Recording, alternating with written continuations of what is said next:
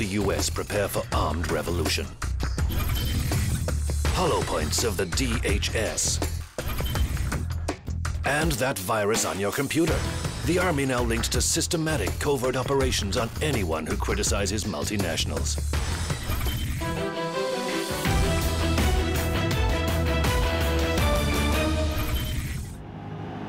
The last Super Bowl was played right here. We're here for drone repair. Declared martial law. Daddy, what's martial law? This summer's apocalypse movies tap current fears, notes Elysium director Neil Blomkamp. His new blockbuster shows America as a third world state. He says this isn't science fiction, this is today, this is now. 2 in 3 Americans now say the country's going the wrong direction. Half of them say it could require armed revolution. The New York Times notes America's prepping movement, people preparing for the worst, has now gone mainstream. Best-selling author Gerald Celente joins us. Thanks very much for coming on. You write the curtain's coming down on half a century of US dominance. Why'd you say that? Fascism has come to America. I don't say that as an inflammatory statement. I use it as a statement of fact. The merger of state and corporate powers, by definition, is called fascism. And I could back up that fact with 4 simple words. Too big to fail. In capitalism, there is no too big to fail. So it's been a corporate takeover, a military-industrial complex so big that if you just take out one underpinning of a too big to fail, the entire system collapses. They essentially called martial law a state of siege in Boston, magnified that in a couple of cities going on at the same time. You're going to see the entire nation break down. As long as the United States keeps waging war, the chances of retaliatory attacks grow greater.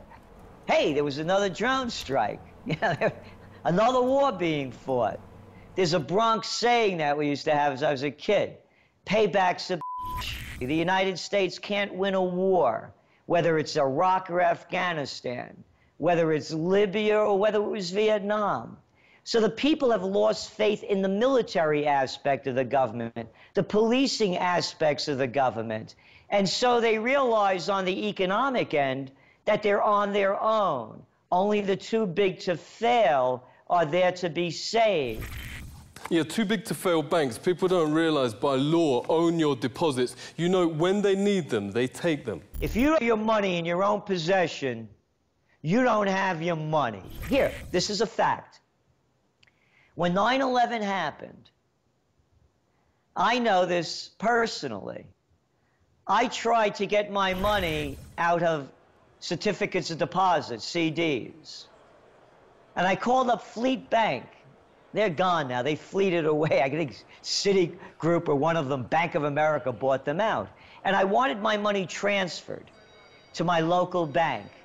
And they said, no, you can't get it. I got shafted by MF Global's scam when John Corzine brought down the company and they stole my money out of my segregated account. So the first thing is the golden rule. If you don't have any gold, you're not going to rule anything. You better have money, and in more than one denomination. And gold and silver is the popular denomination among neo-survivalists. If you were a Greek Cypriot and they closed the banks for what, almost 2 weeks, don't you wish you had some gold and silver to buy what you needed? That was the canary in the mine shaft. America's canary has actually stopped singing, writes finance site Silver Bear. Your bank savings will be raided in the upcoming crash, quietly amidst this new government document, which suggests the collapse will be much worse than in 2009. New rules by the Federal Deposit Insurance Corporation reveals, quote, returning the sound operations of the globally active, systemically important financial institutions, that's the too big to fail banks, would be provided by converting unsecured debt from creditors. Converting unsecured debt is finance speak for taking regular savings. All this leaves Americans, warns former Wall Street banker Eve Smith, worse off than Cyprus.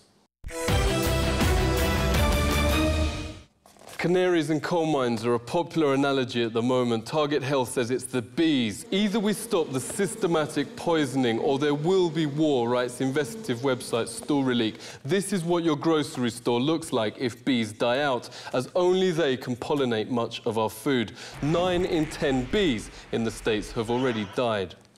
Corporate and industry-paid media issued denials, but independent scientists have told the Daily Mail that only new pesticides could have killed over 10 million bees instantly, as happened in Florida. Here, beekeeper Charles Smith of the Smith Family Honey Company points to some of the millions who have suddenly dropped dead. Storyleak editor Anthony Gucciardi's investigated the corporations behind these chemicals. Thanks very much for coming on. You write it's them or us. Right, exactly. The bee scenario could potentially spawn World War III, and it could also potentially spawn a massive economic collapse and starvation. And that's not an exaggeration. We've read reports time and time again where these diplomats go in and say, U.S., you have to stop approving these pesticides. And the reason for that is that America, the United States, refuses to stop using these neonicotinoid pesticides in its food supply, killing all of the bees. And then also, yes, it's exporting over to other countries. What's interesting here is that it shows the United States government is so owned by these major chemical corporations like DuPont and others that they would rather fund them with millions upon billions of dollars in these neonicotinoid pesticide sales than actually care about the bees. Monsanto knows it's killing the bees, and that's why it bought one of the major bee research firms, Beelogics. If we allow the corrupt officials inside the United States government that no longer represent us, if they don't stop, and if they destroy the bee population inside the U.S., we're looking at some form of a collapse of the food supply and an economic collapse as well. So other nations actually have to come in and say, U.S., stop killing your own country. They have to come in and speak for us. Other nations are speaking more for the United States population than the United States government itself. Yeah, what's the future if these corporations keep control? The biotech corporations are already on to the next phase, which is something called biopharmaceutical crops, where they actually have vaccines and pharmaceutical components already made inside the crops. But now you're actually getting pharmaceutical drugs on your dinner table, experimental vaccines on your dinner table. But the FDA also will likely not label these vaccine component crops and these pharmaceutical component crops to the point where you'll be feeding your family unknowingly all of these different vaccines and statins and everything like that, even for infants, GlaxoSmithKline, Monsanto, and Merck. The vaccine industry, the pharmaceutical industry, and the biotech industry all coming together to deceive you on what's on your dinner table, coming together to make massive profits completely unheard of in this country. For example, we have the AIDS vaccine, which they're now looking to infuse into these biopharmaceutical crops, which will be on your dinner table. There were 19 participants in this experimental AIDS vaccine study, and actually 3 died from adverse reactions to the AIDS vaccine. Of 19 people, 3 died. And this is what they want to put into your food supply. Yes, things have got this bad. Why aren't people complaining? That can be considered under Homeland Security an act of terrorism. If you have a complaint about your tap water, if you're concerned about the chemical contamination of it, the fluoride in the water, you're a terrorist, and you're going to be put on a terrorist watch list. First, they came for Al-Qaeda, right? They came for Al-Qaeda after 9/11. Oh, Al-Qaeda are the bad guys. We need to go and get Al-Qaeda. Then they came for the extremists, the left-wing, right-wing extremists, whatever. The extremists are the bad guys. Now it's you. Under this report, anyone that says they don't want GMOs in their food, or hey, does this have GMOs in it? Got to be a terrorist. Polls show that about 96% of the country wants GMOs labeled and are against GMOs. So, in fact, 96% of the country now are terrorists. If you complain about Monsanto's GMOs, it's been linked to massive tumors in rats to where they couldn't even move.